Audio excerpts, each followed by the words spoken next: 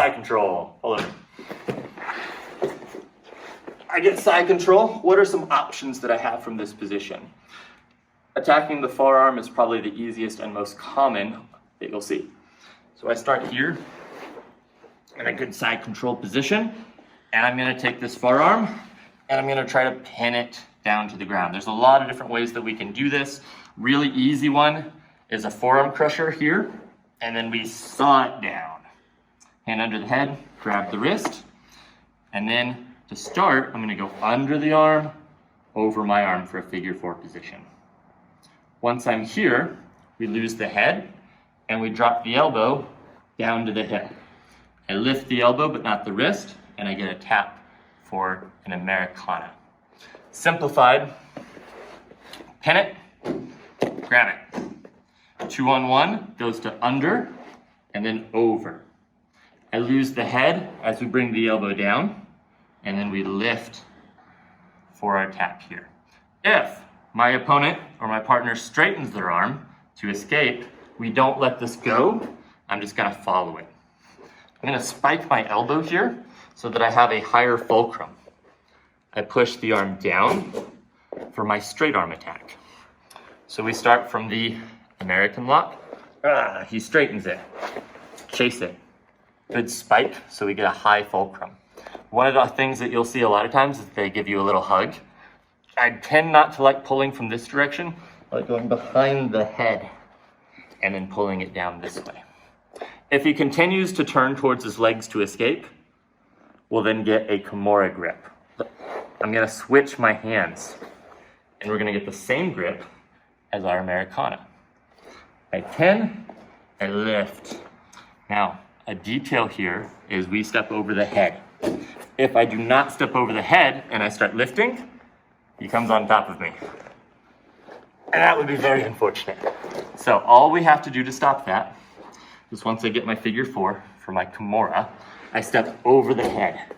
And then I keep the wrist pinned, we lift the elbow, and he runs into my leg instead of coming up on top of me. So we'll put all those together.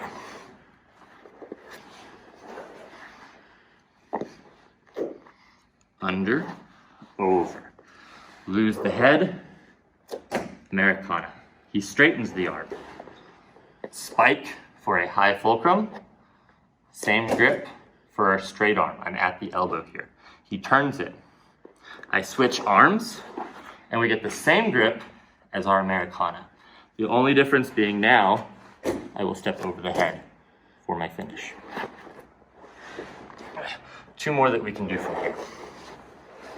If my opponent is pushing really hard into my neck and making this very uncomfortable, a nice easy submission we can do is I come behind the elbow and we shove. I drop my head to lock this into place, and I get my hands together. From here, we go knee on belly. Don't ever throw your legs over their legs. They'll catch it, and then you will be sad. I like to do a little knee switch here. And we can finish from knee ride, or we can melt into the opposite side. Once more. Where here is really pushing on my neck. Shove the arm, lock with the head. Don't be afraid to also dig in with your shoulder here.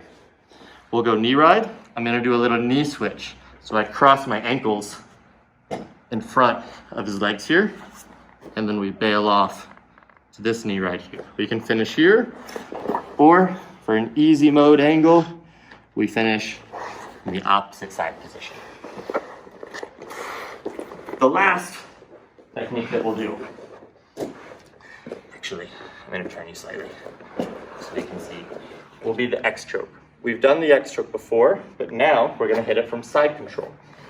If I've got my partner inside here and he turns into me, we can still do our X trope. So I get one hand down, fingers in the gi, wrist bone against his neck here.